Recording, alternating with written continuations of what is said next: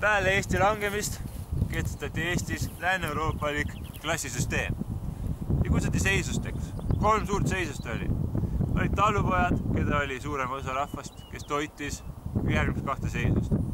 Esimene neist 2 seisusest oli aadlikud. Aadlikud tegelesid siis kaitsega, vallutustega ja poliitikaga. Ja 3. seisus, mis ei olnud Eestis kunagi varem olnud, oli kirikulik seisus. Kirik siis tegeles ülejäänud 2 seisuse lunastusega ja päästmisega järgmisest elust. Nagu ütlesin juba, viimased 2 seisust ögisid esimest seisust. Eestlased läksid aga esimesse seisusesse ehk talupoja seisusesse. Aga Eesti ajalugu pidi jätkuma, Eesti rahvas jäi püsima.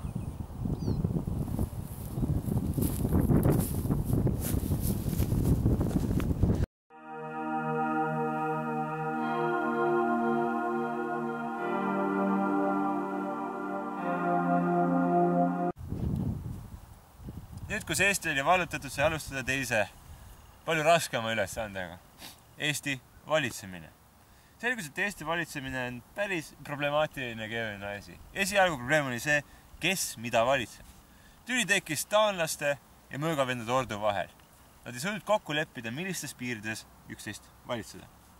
Niisiis, paavst isiklikult saatis oma enda saadiku seda olukorda lahendama ja tema lahendus oli suhteliselt originaalne. Paavst isiklikult saatis siia oma legaadi, kelle eesmärk oli ära lahendada kogu see probleem. Tegemist oli piiskopiga, kelle nimi oli Vilhelm. Esimene asi, mis ta uuris, oli siis Eesti ajalugu. Ta oli midagi teada, et ennem aastat 1200 ei olnud siin terve Baltimaas kokku mitte ühtegi kristlikku paavsi.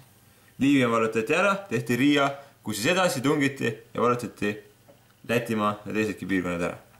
Seejärel loodi mõõgavendade ordu, mis siis isiklikult pidi ära vallutama kogu Põhja-Eesti.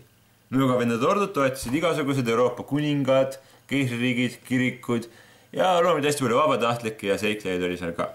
Mõõgavendade ordu siin 10 aastat madistas ja suutis vaikselt lõpuks lõuna ära vallutada.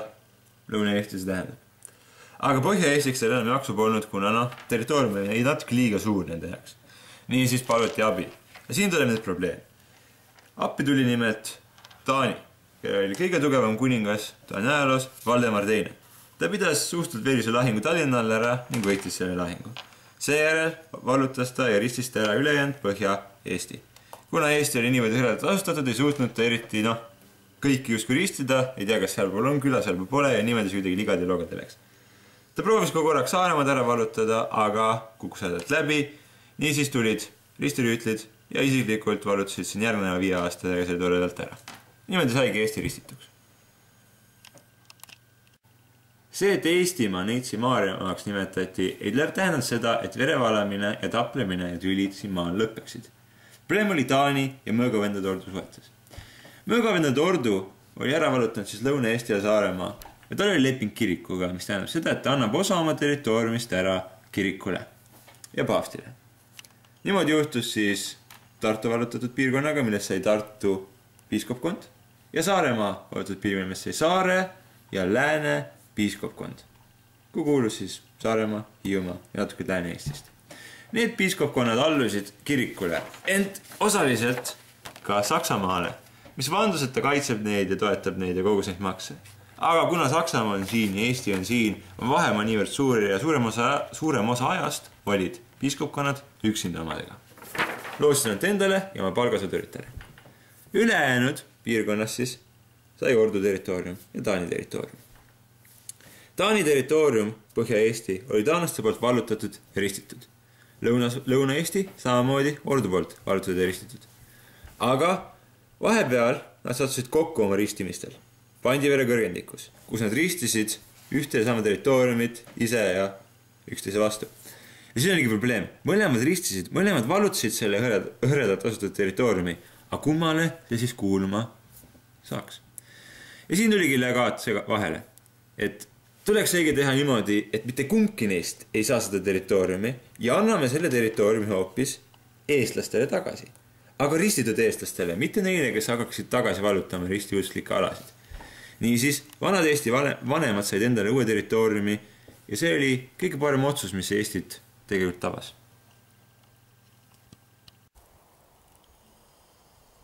mõõgavendade ordule loomulikult kogu see otsus ei meeldinud, nad tegid provokatsiooni taanlastele. Nimelt Toompeal löödi mättasse üle 100 Taani aadli. See oli tõenäoliselt taanlased loomulikult väga tigedale ja taanlased läksid vasturünnakule. Algas esimene kodusõda aastal 1238. 1838. aastal otsustati, et see mõttetu veresamm peab lõppema peale mitmeid raskeid lahinguid Kesk-Eestis. Ja kirjutatigi siis vaherahu Taani ja Ordu vahel. See vaherahu kujundas Eesti kaardi natuke teistsuguseks ja võimustruktuurid jäid püsima sääraseks järgnevaks 100 aastaks. Kodusõdadega loomulikult lõpp ei olnud. Loomulikult territooriumis ära kaotati oli Eestile kuuluv Pandivere ja see läks mõõgavendade ordu kätte. See otsus oli paavstile vastu, aga paavst ja ordu olid omavahel trilli läinud. Taanit eriti ei huvitanud see territoorium selleks ajaks enam, kuna temal oli endal probleeme Rootsiga ja sealsete sõdadega. Kogu see territoorium sellises ülesehituses sai nimeks endale Vana Liivimaa ja niimoodi seda kutsutigi mitmeks 100 aastaks. Peale sedagi kuningad, piiskopid ja ordumeistrid olid oma territooriumid omale saanud kindlaks, et alustada nende haldamist ja valitsemist. Vaata, Lääne-Euroopas kehtis feodaalkord, mis tähendab seda, et neil kehtis ka feodaalsüsteem. Feodaalsüsteem on väga huvitav ja lihtne ja kõige efektiivsem keskaja kohta. Ütleme, et see maa kuulub näiteks Taani kuningale. Taani kuningas annab siis selle maa Eesti territooriumise väikse ruudukese oma kõige usaldusväärsemale juhile, kes juhib seda maad. Aga häda, ta üksinda juhib terve seda suurt maad, nii ei saa. Niisiis ta jaotab selle maa, ütleme näiteks 4. Annab need 4 kõige usaldusväärsemale aadlikule, kes tal on. Need 4 usaldusväärt aadlikud saavad selle maa endale 1 eluajaks, edasi pärandada seda ei saa, ja vannuvad totaalset truudust sellele peamehele, sõdides tema eest ja maksas talle makse. Aga see territoorium on muidugi suur, nii et need teised aadlid omakorda jaatavad selle territooriumi näiteks 4.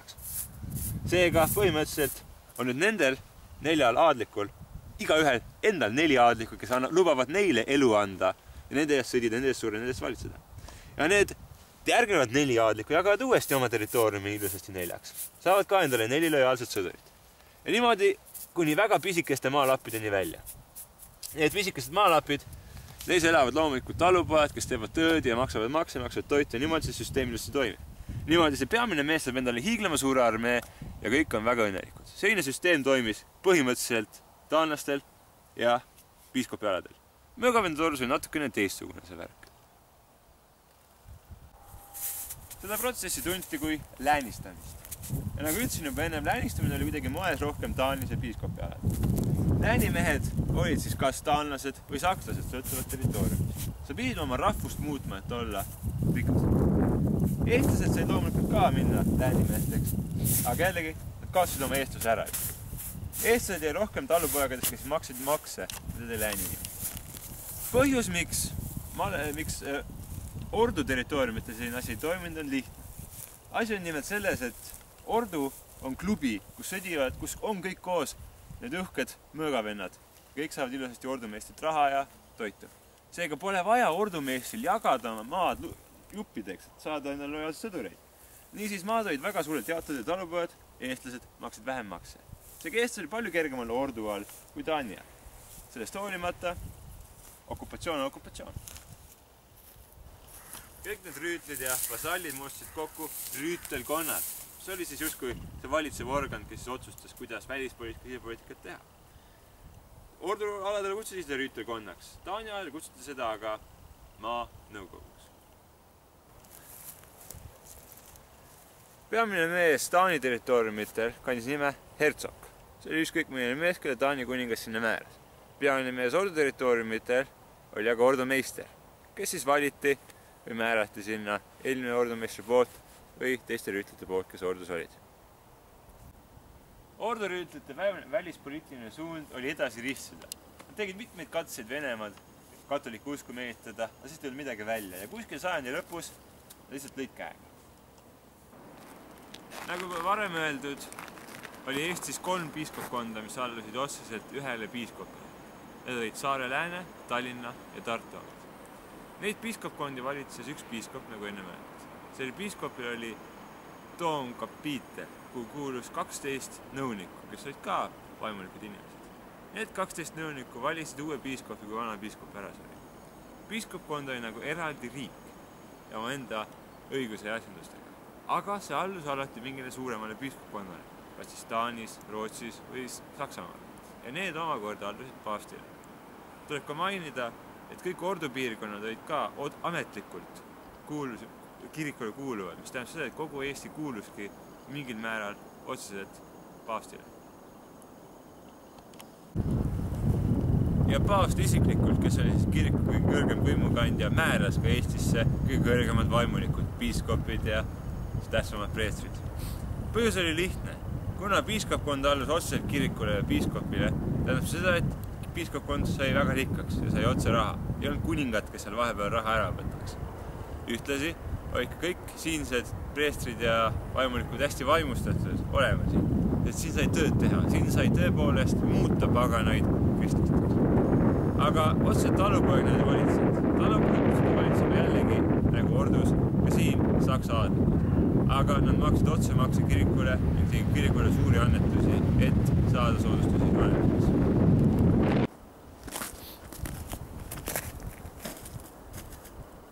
Loomulikult sai kirik ka oma kasu sellest ristisõjast, mis kiriku nimel peeti. Eestimaa ristiti Maarjamaaks, Neitsi Maarja järgi. Eestimaad hakati hästi kiiresti ka risti usustama ja läänestama. See tähendas seda, et Eestis ehitati hästi palju kirikuid. Ohtult palju. Palju tihedamalt kui mujal Euroopas. Igasse küll ehitati kirik ja kirikus sai see keskus, see peamine koht, kui inimene minema. Iga kord, kui inimene külla läks kauplema või mida iganes tegema, pidi ta nägema kirikut. Aadlikel sunniti oma talupoegi kirikusse viima. Ja pühad paigad keelati ära ning mitte ükski talupoeg ei tohtinud seal kummardada ning seal asju ohverdada. Eesti talupoed kuidagi otseselt võtsid ristiusku üle. Mõned kombed võeti endale, surnud hakati matma.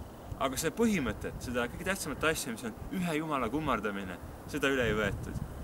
Ja eestlased pidasid päris pikka vimma ka selle peale, et kiriku nimel enda ilud maa ära okupeeriti ning sellised karmi nõuded peale kehtestati.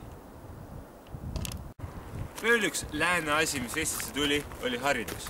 Haridus oli asi, mida Eestis mitte kunagi olnud. Kogu haridus oli kontrollitud kiriku poolt ja oli ladina keeles, mis on siis vana Rooma keel. Eestis seda keelt ei osanud. Kui sinna tahtsid minna vaimulikult, pead sa minema Toomkonna kooli. Toomkool oli selline asi, kus olid kõik alamad inimesed minna ja saada vaimulikeks. Kõik haridus oli ainult vaimulikele. Et lihtsalt talupoega harida polnud mõtet. Saada siis vaimulikuks pidid sa teadma ladina keelt ja oskama piiblit tõlgendada ja lugeda. See oli ainuke asi, mida Eestis siis teha sai, et saada haridust. Kõiki neid läänimehi, aadleid, usuinimesi oli kokku umbes 5-10% kogu elanikkonnast Eestis.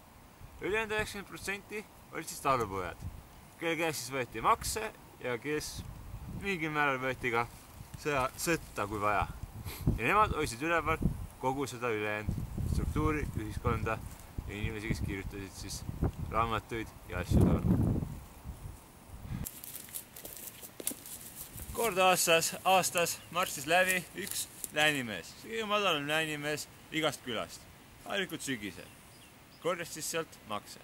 See üritus kutsuti Vaku peaks, kui see läänimees sinna juhuslikult sattus.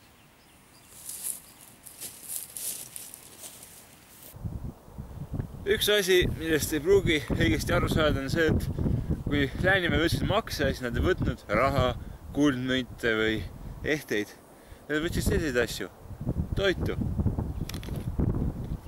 Võtsid, et Euroopas toona oli toitu kõige rohkem vaja. Ja see 90% inimesi, talupojad, pidid nii palju vaeva nägema, ainult 10% ära toita. Ja Eesti toit oli väga kvaliteetne. Läänimehed ei kogunud ainult veel vakupidadel makse, vaid ka mõistsid kohut. Kohtupidamisel ei võetud sõna-sõnalt üle Lääne-Euroopa seadusi või õiguse mõisted, vaid seoti seda kokku kuidagi Eesti omadega. Miks? Sellepärast, et kohalikud sakslased kartsid veidikes eestlasi. Nad ikka paganad, nad olid ettearvamatud. Eestlasi koheldi suhteliselt hästi võrreldes ülejäänud Euroopaga.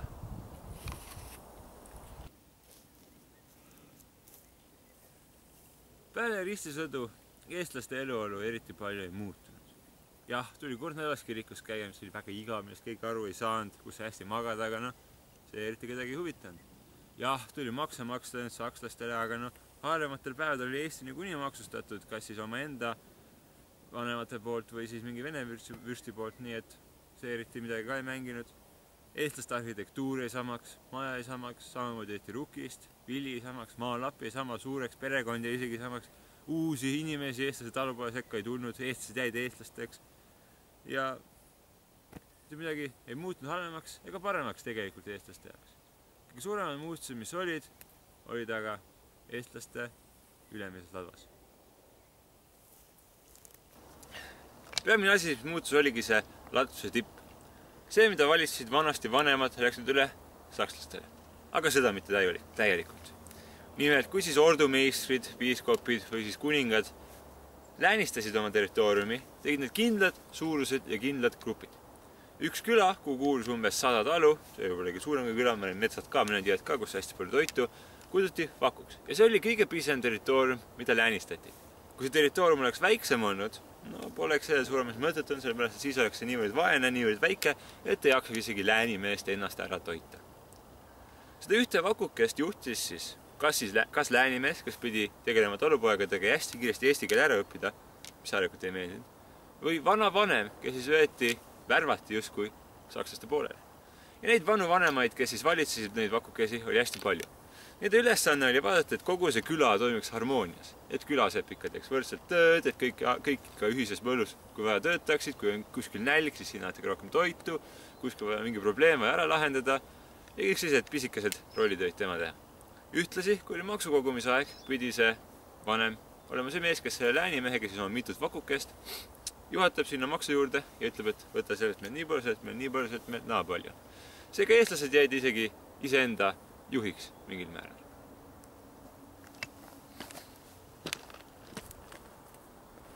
Eestlastega juhtus ka palju rohkemaid häid asju seoses sellega, et uus süsteem siia kehtestati. Esimene neist oli see kaitse, mida pidi läänimees pakkuma meil. Nimelt läänimehele anti maa, ta oli kohustus seda vandega kaitsta. Seega, kui mingi rüüsterhetk või mingisugune hunnik venelasi tuleb siia, meid vallutama, meid rüüstama, meid röövima, läheb külavanem kiiresti lossi, kus kõik läänid koos on oma hierarhilises olukorras ja ütleb neile, et palun tulge appi, mind rünnatakse. Ja läänimees ongi kohustatud tulema appi ja meid ära päästma. See oli väga hea. Loomulikult tekkisid ka mõningad segadused ja keerukused sellega süsteemiga. Nimelt läänistati maa läänimehele üheks eluajaks. Kui ta ära sureb, siis tuleb keegi teine puhul. Aeg-ajalt valiti sinna tema poeg, aga tihti ka mingi suvaline inimene. Ja tekitas, nagu ütlesin juba enne, kõvasti segadust. Käis ikka selline süsteem, et üle terve Euroopa loomulikult, et see, et sina oled oma läänile, oma bossile truu, ei tähenda seda, et sa pead tema bossile truu olema. Püramiid nägi välja niimoodi, et alumine on truu ülemisele, aga mitte kõige ülemisele. Seega, see sai truu oma läänimehele, ei tähenda seda, et sai truu kogu selle süsteemile ja kogu sellele ordule. Eestlased, olid sellega mingil määral isegi rahul, aga see andis neile põhjust ka vihata seda uut struktuuri, mis neile siia loodi. Seega põhimõtteliselt, eks te ise meele, kumb oli parem. Vana või uus. Lõpp. Umbes 50 aastat, juba veidi rohkem, peale riisisõdu hakkas midagi juhtuma Eestimaal. Ühtäkki hakkasid Eesti talupoed hästi kiiresti ära surema. Nad läksid lühemaks, nõrgemaks ja üldiselt elu läks palju raskemaks neile. Sellel on kaks põhjust. Esimene oli need maksud, mis kehtestati. Läksid tõusma, läksid natuke raskemaks kui aastas karjumaks. Ja teiseks põhjuseks on kliima. Kliima hakkas kiiresti muutuma. Maailm hakkas külmemaks jälle minema. Ja mulda oli raskem kõlvata, rukis kasvas vähem ja palun väga. Lisaks sellele kaubavahetus tõi kaasa ka palju haigusi, mis tegi veel nõrgemaks populatsiooni. Vaikselt hakkasid ka tekkima ikaldused. Aastal 1315 näiteks toimus esimene suur näljahäda Eestis, mis tappis suhteliselt palju inimesi. Elu läks raskeks ja loomulikult hakati süüdistama selles ristiusku ja ristiusu rüütleid, kes selle usu siia tõid.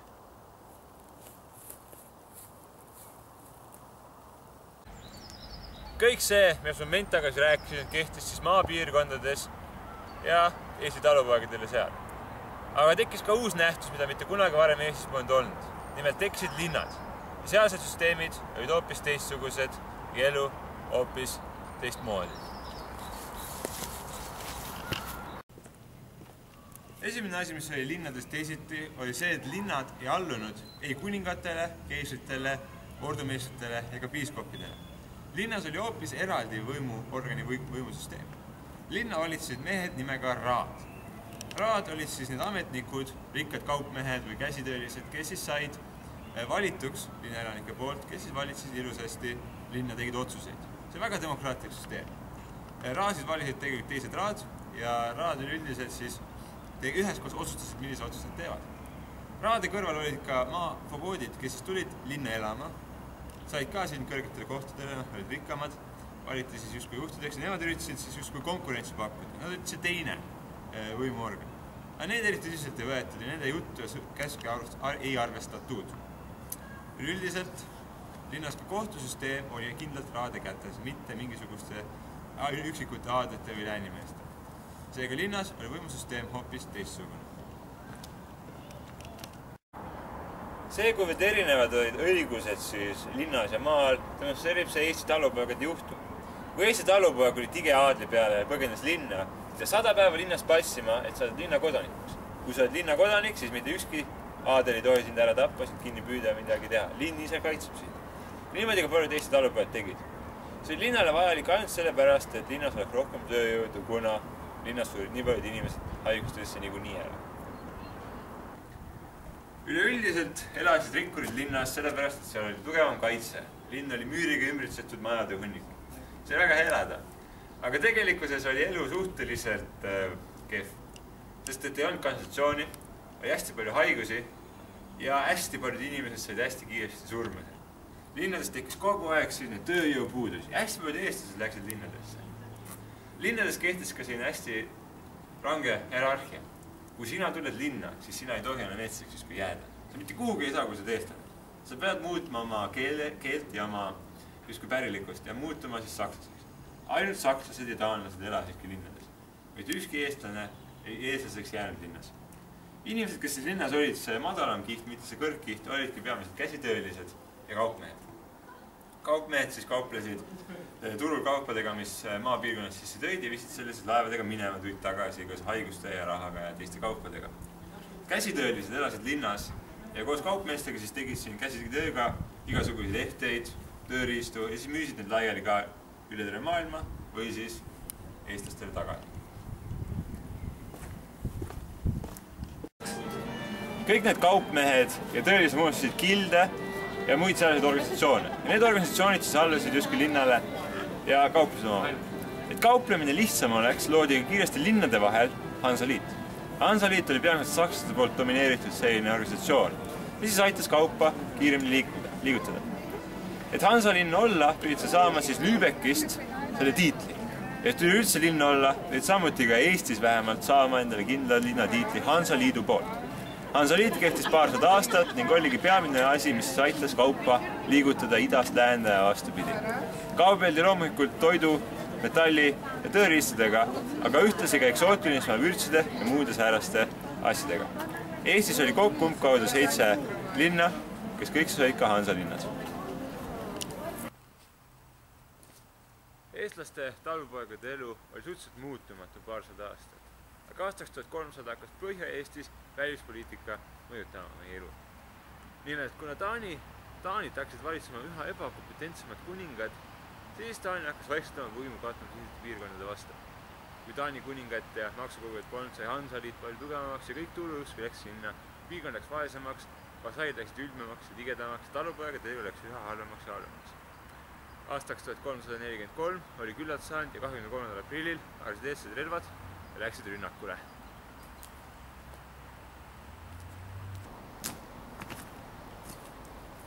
Eestlaste ülestõus oli siis motiveeritud väljaspoolsetest mõjudest.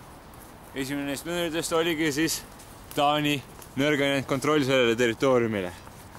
Taani asus siin, et te teaksite, ja ta ei suutnud valitseda oma nõrgendatud olukorras nii kauged territooriumi nagu Eesti. Eesti aadlikud läksid, vasaid läksid võimsamaks, läänimehed läksid ülbeks ja palun väga, eestlased läksidki tigedaks ja nüüd koheldi järjest halvemini. Aadlite seas ja läänide seas oli ka palju eestlasi, kes kontrollisid neid madalamaid astmeid. Umbes 100 talu, nemad juhendasid neid, valitsesid neid ja korrasid makse ka sealt, kui häda käes oli. Need eestlased olidki need, kes selle mässu alustasidki. Nad olid vanad Eesti vanemad. Neil oli kontakte välismaal. Esimene neist kontaktidest oli Venemaa.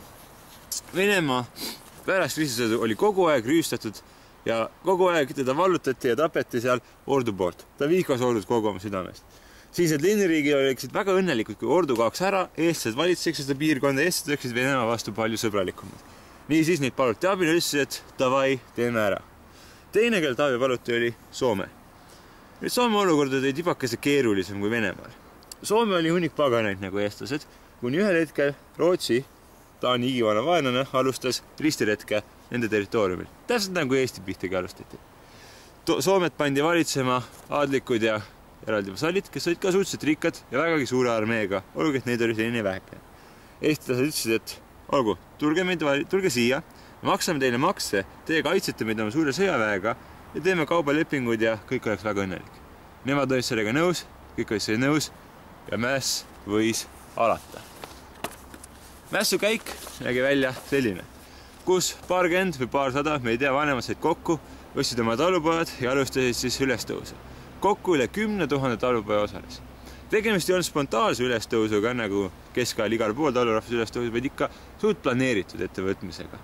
Seda tehti vahetult ennem kevaseid lõikusi, kevaseid töid, nii et eestlased oli ikka tõsi taga, me peame võitma ja me kõik sureme nälga. Põhja-Eesti alustas mässu. Nad ründasid kõigepealt Taani võimu keskpunkti, Toompead või siis vana Lindalist. Nad hakkasid seda piirama 10 000 armeega, ümberringi rüüstades ja tappes kõik, kes ei räägi eesti keelt. Mungad, nunnad, naised, lapsed, läänid, nende loomad võeti kinni, mis iganes. Väga palju jõhkrusi tehti ja see ei olnud eriti tsiviliseeritud asi, mida eestlased tegid. Kõik ülejäänud, kes ellu jäid, põgenesid linnadesse, kus nad siis valmistusid piiramiseks ja palusid abi kõigilt, kes neid aidata oleks nõus.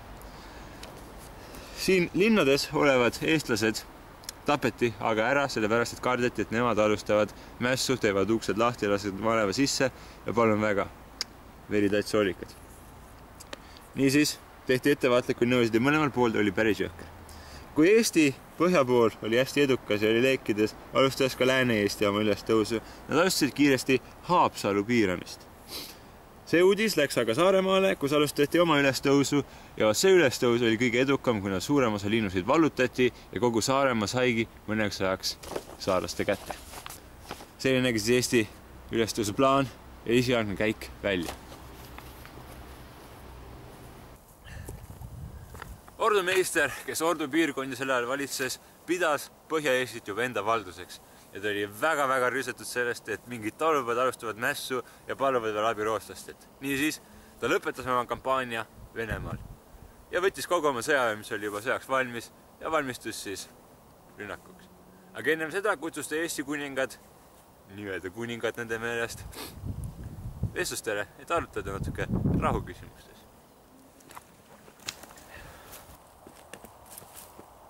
Tallinnat piirates jõudis malevale vägagi huvitav teade.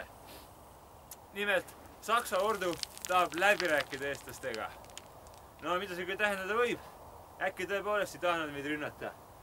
Niisiis koguti kokku 4 kuningat, kes olid arvatavasti väepealikud või mingisugused tähtsamad vanemad ja saadeti teele.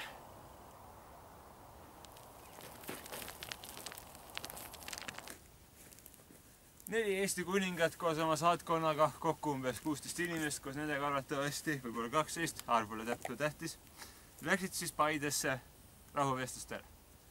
Nende peamine eesmärk oli venitada Saksa sõjaväge neid kinni hoida seal oma pikkade mõtete jutuga, sellepärast et siis jõuavad rootslased Eesti maleva juurde, tugevdavad seda ja mitte miski ei peata enam Eesti tõusu vabaduse poole. Nii jõudsid sinna ja ütlesid, et sakslased peavad maksma kõigi julmuste ja jõhkruste eest, mis on läbi ajaloo eestlaste teinud on ja see ülekohtus peab lõppema, et ei sekkuks eestlaste enda tegevustesse põhjas. Sakslased selle peale eest imelikke küsimusi, et aga miks te tapsite nunnasid ja munkasid kloostris, kelle nad liiga tegid? Eestlased vastasid, et nad on saksid, ju siis nad midagi halba ikka tegid. see ajas sakslased väga tigedaks ja nad lõid kõik inimesed seal mättasse.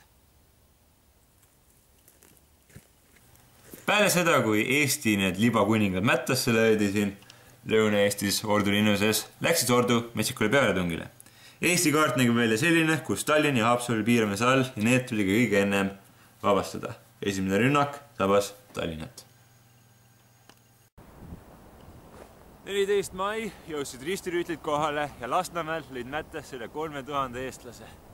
Sellega oli suurem osa Jüri ülestõusust lõpetatud. Paar päeva hiljem, nagu kokku lepitud, tulid rootslased ka kohale, aga häda ülestõusu polnud ja pidime minema tühjade kätega.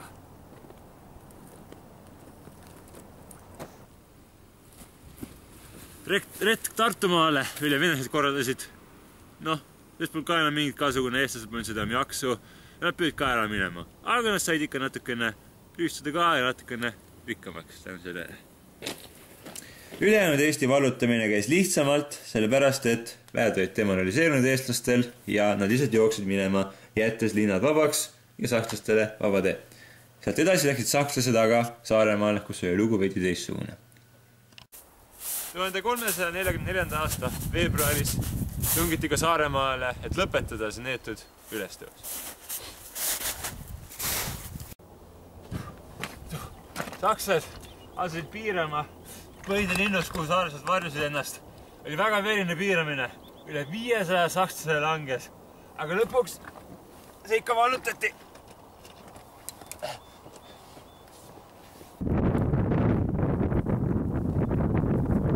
Olgugi, et Saaremaa vallutati ära ilusasti edukalt ja kõik siin saarlased löödi mättasse, kes mässused olid, ei julenud ristirüütlid siia jääda. Ja andsid maa tagasi piiskopkonnale. Imelik otsus, aga nii nad tegid.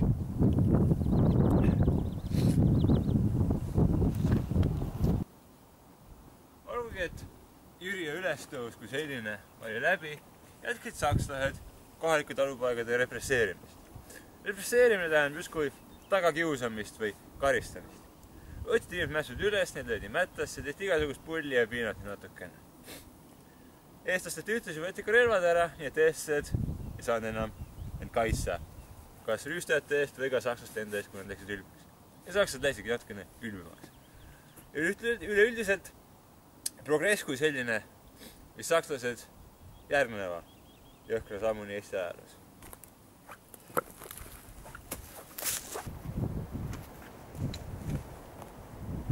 Põhjus, miks Balti sakslased hakkasid eestlasi natuke halvemini kohtlema peale asjaolu, et eestlased olid mässulised ja suhteliselt mõttetud inimesed pärast Jüri ülestõusu nende meelest, oli Lääne-Euroopa. Lääne-Euroopa tehnoloogia areng viis selleni, et rahvaarv hakkas kasvama. Tehnoloogia areng niimoodi, et tekkisid seal paremad kaubalaevad, toit hakkas liikuma, natuke hügieen paranes ja miljon muud ägedat metallurgilist asja. See viis Lääne-Euroopas kirjanduse tekkeni ja paremate dünastiateni ja igasuguse kultuuri arenguni. Eestis mitte nii väga. Kuna Eesti oli selline toidult rikkam ja õnnistatum paik, kus olid suhteliselt head mullad, lukis kasvas, toit oli nii kiiresti halvaks, sai see piirkond väga rikkaks, väga kiiresti. Balti saksid, läänimehed hakkasid mõistma, kui milline potentsiaal on siin raha teenida. Niisiis nad hakkasid ka kiiresti rikkaks saama ja ehisid endale mõisu. Et oma rikkust hoida, tuli aga talupoegi natuke jõhkramalt kohelda. Neid sunniti tööle, neid sunniti töötama vastavalt tahtmist, neid pandi maa tihedamalt seosesse, seadusega loomulikult, ja nii edasi, ja nii edasi, ja nii edasi. Talupoegadele see meeldinud, aga mis nad teha said, neil polnud enam relvi. Peale Jüri ülestõusu, veriseid mahasurumisi ja tapatargud, mis siin toimusid, jõudis Eestisse üks huvitav haigus. See haigus kandis nime must katk. Seda kutsuti ühtlasi ka mustaks surmaks. See oli rõvahaigus, millega eestlased pole mitte kunagi enam kokku puutunud, nii millel puudus igasugune immuunsussüsteem eestlastele. Veetavalt pool elanikkonna hakkas vaikselt langema. Haigus avaldus niimoodi, et tekkisid hingamisraskused, köösid vaikselt natuke verd, tekkisid mädapaised. Mädapaisidest tekkisid mingid lihatükid vereringesse, tekkis gangreen ehk näpud ja varvad hakkasid ära surema ja lõpus suretki veremürgitusse. See päris rõvahaigus. Ja see tegi Eesti eluolu palju koredamaks.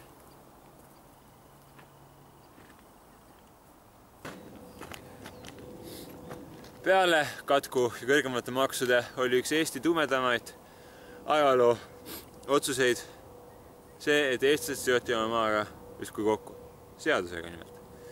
Kõik baltisaksid, aadlid, läänimehed said kokku ja otsuseid, et nii urdualadel kui ka piiskopialadel teeme niimoodi, et kõik talupojad peavad olema omaenda maalapil kinni, kuni nad ära surevad ja nende lapsed samuti. See tähendab seda, et eestlane ei saanud minna teisele maalapile, kui tema maalapp ära justkui kasutatud oli, kui muld ei olnud enam viljakas. Eestlane, kes läks teisele maalapile, võeti kinni teise aadli poolt, kelle oli see kohustus, sai tagasi ja siis piinati natuke, karistati natuke ja patti tagasi tööle. Ühtlasi hakati ka maad palju hoolekamalt jälgima, et ühel talupool poleks liiga suurt maalappi. See tegi elu suhteliselt keerukaks just tüütuks eestlastele.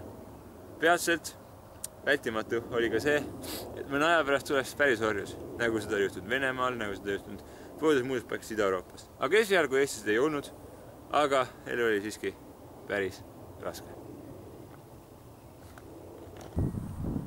Üks kõige nõvedamaid asju, mis läänimehed kehtestasid eestlastele, oli teoorjus. Põhimõte on sellel väga lihtne. Eesti talupoeg ei pea enam makse maksma. Ehk ei pea andma raha, ei pea andma toitu oma saagist, vaid otse kui vastupidi.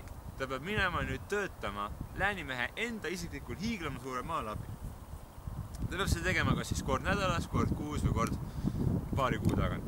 Aga suhteliselt tihti ja see oli ikka päris mage. See kustigi orjuses, kuna sa ei saa minna ära enam territooriumilt ja sa pead ka tegema seal vägisi tööd. Et tööd teha palgati ka eraldi mehed selle jälgimiseks. Läänimehed poleks siis endale kupped ja kiltrid. See oli nende nimetus. Need mehed olid eestlased, kes siis tegid räpast tööd, mis läänimehed ei tahtnud teha. Jälgisid, et talupoeg teeks tööd, peksid teda kui vaja, kaevasid läänimehele, et ta ei tee üldse tööd ja püüdsid kinni ka, kui ta minema põgenes teodega endast. Enamus ajast saatsid talupoed oma lapsed sinna ühisele maalapile tööle. Eestlased ise jätsid endale maalapi alles. Seda neilt ära ei võetud, pidid ikka ellu jääma. Aga nende maalapid läksid, nagu ütlesin juba varem, palju väiksemaks. Nende keskmine maalapp kandis nime Adratalu. See oli siis talu koos maalapiga, mida suutsid ühe päevaga ära adratada. See, et eestlased seal pidid elama, ei tähenda seda, et nad ei saanud migreerida. Otsuga vastupidi. Läänimehed ütles, et minge, asustage alasid. Paljunegi, tehke uusi talupoegi. Mina, läänimees, saan sellest rikkamaks. Need ettevõtlikud talupojad, kes siis läksid metsa, laias metsa maha, panid seena maha, ehitasid endale talu, kujuti ühe jala talude omanikeks. Ühe jala talu kannavad nime sellepärast, et justkui üks kord kuus või aastas peab minema, väga harva tähendab, peab minema talupoeg tööle läänimehe ühistalule. See on selline kergendus, et ta saaks ilusasti natuke kosuda ja siis rikkamaks. Kui ta saab rikkaks, läheb ta tagasi adataluks ehk tavaliseks taluks, peab tegema tööd nagu kõik ülejäänud inimesed. Oli ka olemas maavabad talupojad. Need olid talupojad, kes siis pidid maksma, kes olid siis vabad teotööst ja pidid raha maksma. Nad olid lihtsalt väga-väga rikkad talud. Ja olid olemas ka vabad talud. Jättes siis talud, kes olid ennast vabaks ostnud. Hästi suured maalapid, hästi põhimõtteliselt juba eraldi läänimehed, aga mitte päris harilikult vanade vanemate lapsed, kes siis olid hästi rikkad juba algusest peale. Seega taluid oli mitmesuguseid, aga enamus rahvast elas ikka ühes talus ja see oli natukene nõme ja tüütu. Kui sa põgenesid sealt, siis loodi eraldi kohtusüsteem, karistab väga jõhkralt. Seda kohtus kutsuti kahterkohtuks. See tuleb saksa keelest. Karistused ei olnud küll eriti jõhkrad, aga mageda.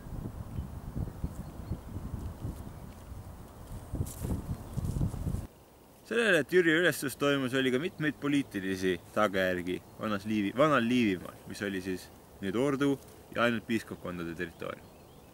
Nimelt Ordu sai väga rikkaks pärast Jüri ülestõusu. Ta sai endale Põhja-Eesti, mis oli suhteliselt rikas piirkond, kus oli palju inimesi, kus kasvas palju rukkist ja sai endale tähtsamad sadamalinnad seal.